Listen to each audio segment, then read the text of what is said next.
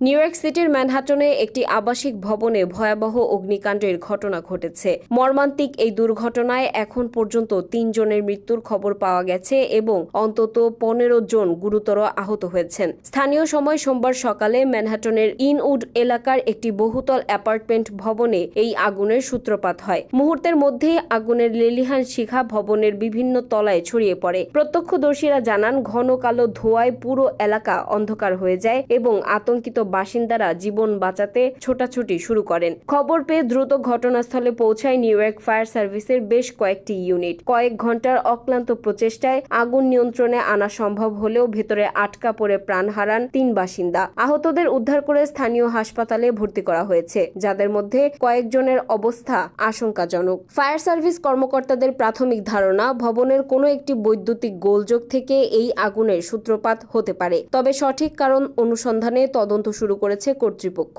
ম্যানহাটনের এই হৃদয় বিদারক ঘটনায় পুরো এলাকায় শোকের ছায়া নেমে এসেছে।